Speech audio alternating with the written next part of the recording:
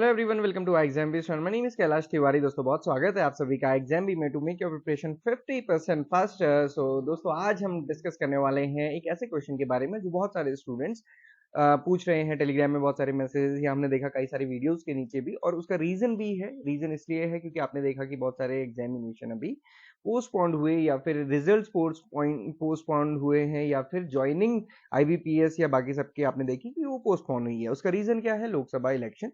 क्योंकि लोकसभा इलेक्शन में model code of conduct होता है, जिसको हम आचार संहिता बोलते हैं, वो लग जाती है, जिसके वजह से ये सारी नए रिक्रूटमेंट्स आना बंद होते हैं कुछ टाइम के लिए, जब तक आचार संहिता लगी रहेगी। ओके, सो कई सारे स्टूडेंट का क्वेश्चन था कि सर, क्योंकि अभी हमने देखा था पहले सेबी का शॉर्ट नोटिफिकेशन आया मार्च के मंथ में, और उसमें था कि 13th को ये फुल नोटिफिकेशन आना था अप्रैल में, बट वो नोटिफिकेशन अभी डिले हो चुका है। सिमिलरली हमने बाकी में भी देखा, आईबीपीएस में देखा है, बट हमने साथ साथ ये भी देखा, जैसे यूपीपीएससी में हमने देखा कि एग्रीकल्चर का ये जो एग्जामिनेशन है, एसटीए वाले एग्जामिनेशन, उसका शॉर्ट नोटिफिकेशन मार्च में आ चुका था, और उसका detail notification 10th of April को आ गया।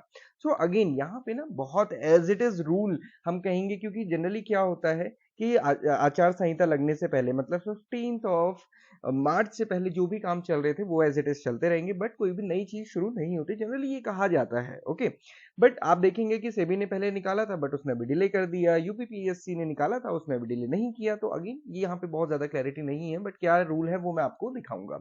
अब नाबार्ड का क्या इम्पैक्ट होने वाला है? पहली बात तो ये, नाबार्ड ने अभी कोई भी शॉर्ट नोटिफिकेशन भी यहाँ पे नहीं निकाला है। जो नाबार्ड की प्रोसेस थी वो फरवरी में कंक्लूड हुई।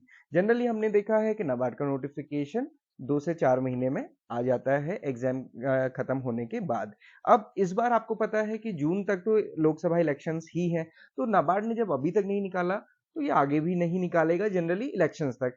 हालांकि रूल क्या है वो भी मैं आपको बताने वाला हूं, बट उससे पहले देख लेते हैं, क्योंकि इलेक्शन है, आप भी वोट डालने जाएंगे, हम भी वोट डालने जाएंगे। वोट डालना बहुत जरूरी है, वोट जरूर डालिएगा। डेमोक्रेसी का मतलब ही यही है। इसमें आप देख सकते हैं, ये जीके का क्वेश्चन भी हो सकता है कि कितने मेल वोटर्स हैं, कितने फीमेल वोटर्स हैं, कितने फर्स्ट टाइम वोटर्स हैं, कितने पीडब्ल्यूडी वोटर्स हैं, कितने सर्विस इलेक्टोरल्स हैं। आप अगले साल जॉब में चले जाएंगे तो फिर आप भी सर्विस इलेक्टोरल कहलाएंगे। कितने सेंटिनेरियंस हैं, कितने यंग वोटर्स हैं, कितने ट्रांसजेंडर्स हैं, और कितने 85 प्लस एज वोटर्स हैं। और यहाँ पे आप देख सकते हैं कि टोटल इलेक्टोरल्स हैं कितने। इसके अलावा पोलिंग डेट, कहाँ किस दिन इलेक्शन होने हैं, आप सभी को पता होगा। मैं उत्तराखंड से हूं, तो हमारे यहाँ पे इलेक्शन 19th ऑफ अप्रैल को होने वाले हैं। उसके अलावा आप अपनी डेट देख सकते हैं, और जो काउंटिंग ऑफ वोट्स है, रिजल्ट यानी कि 4th ऑफ जून को आ जाएगा, और उसके साथ साथ ही मॉडल कोड ऑफ कंडक्ट या फिर आचार संहिता खत्म हो जाती है। सुशील रगड़े सर ने इस पे 2 वीडियोस ऑलरेडी बनाई हैं, आप यहाँ पे देख सकते हैं।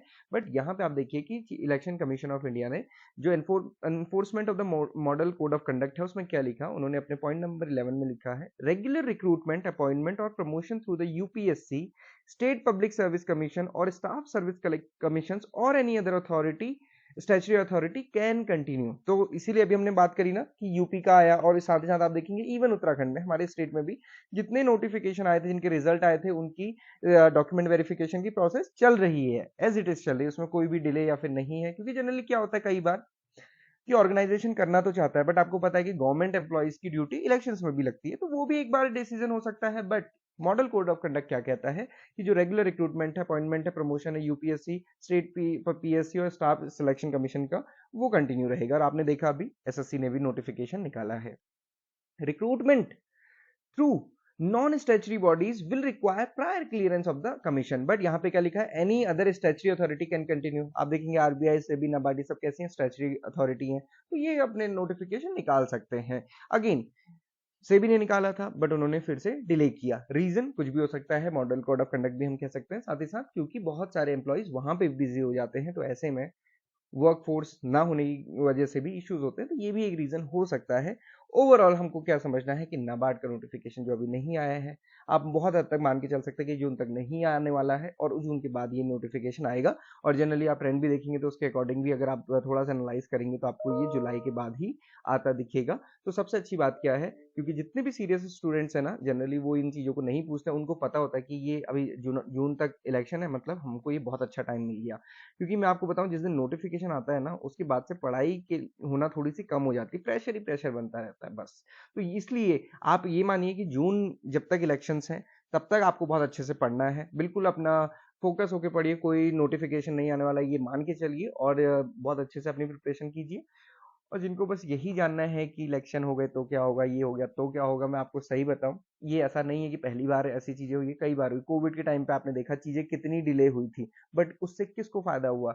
जो स्टूडेंट सीरियस स्टूडेंट थे वो पहले भी पढ़ रहे थे, उनको एक्सटेंशन टाइम का मिला, उन्होंने फिर पढ़ा। और जो स्टूडेंट्स खाली से पूछ रहे थे कि अब एक्सटेंड तो हो गया है, फिर आगे कब होगा, तो मैं सही बताऊं तो वो उतने अच्छे से नहीं पढ़ पाए थे। आप खुद भी समझ सकते हैं, आप अगर उस टाइम पे आपने एग्जामिनेशन दिए हैं तो आप फील कर सकते हैं कि आपने क्या फील किया था जब एग्जाम एक्सटेंड हुए थे। तो यही सारी चीजें यहाँ पे भी आपको ध्यान रखनी है। नाबार्ड का नोटिफिकेशन कभी भी आ सकता है, सीरियस होकर पढ़ाई का अपना शुरू कीजिए। जुलाई तक का टाइम आप बहुत अच्छा बिना प्रेशर के समझ सकते हैं, और मैंने आपको पहले भी बताया है, कम टाइम देते हुए और टॉपिक्स को डिवाइड करते हुए सारे सब्जेक्ट को एक साथ लेके अपनी प्रिपरेशन शुरू कर सकते हैं, बहुत अच्छे से कंटिन्यू कर सकते हैं। 2024 को अपना सिलेक्शन ईयर जरूर बनाइए। कैसे स्टार्ट करना है, प्रीवियस ईयर पेपर देखिए जो आपको नाबार्ड की वेबसाइट, हाँ मतलब हमारी वेबसाइट पे मिल जाएंगे, एग्जाम भी की वेबसाइट पे मिल जाएंगे। साथ ही साथ कट ऑफ से मैच कीजिए, हालांकि अभी लास्ट ईयर की कट ऑफ आई नहीं है, और फिर उसके बाद स्वॉट एनालिसिस करते हुए अपनी प्रिपरेशन को स्टार्ट कीजिए। This is the simplest way to start your preparation, and iXambi will help you definitely to make your preparation 50% faster, so you can take the benefit of iXambi. Although iXambi is providing previous year paper mock test, but we have a unique course which no other coaching will offer you. कोई ऐसी coaching नहीं। आप देखेंगे maximum coachings में क्या होता है, live class हुई, उसकी रिकॉर्डिंग मिल गई, उसका पीडीएफ मिल गया, बट यहाँ पे आप देखेंगे बिल्कुल डिफरेंट है। Short videos, short notes, short quiz, उसके साथ साथ लाइव क्लासेस। तो यहाँ पे दो अप्रोच हैं, ये आप डेमो देख सकते हैं, आपको ये सारी चीजें पता लग जाएंगी। So this is all for today, thank you for watching this video and have a great day ahead. बहुत अच्छे से प्रिपरेशन कीजिए। इलेक्शन का क्या इंपैक्ट होना है इसको बहुत ज्यादा मत सोचिए, आप ये सोचिए कि आपको टाइम मिला है, इस टाइम को आपको कैसे यूटिलाइज करना है, कि बाद में जब नोटिफिकेशन आए, एग्जाम का दिन आए, रिजल्ट का दिन आए ना, उस दिन रिग्रेट ना हो। This is all for today, thank you everyone for watching this video and have a great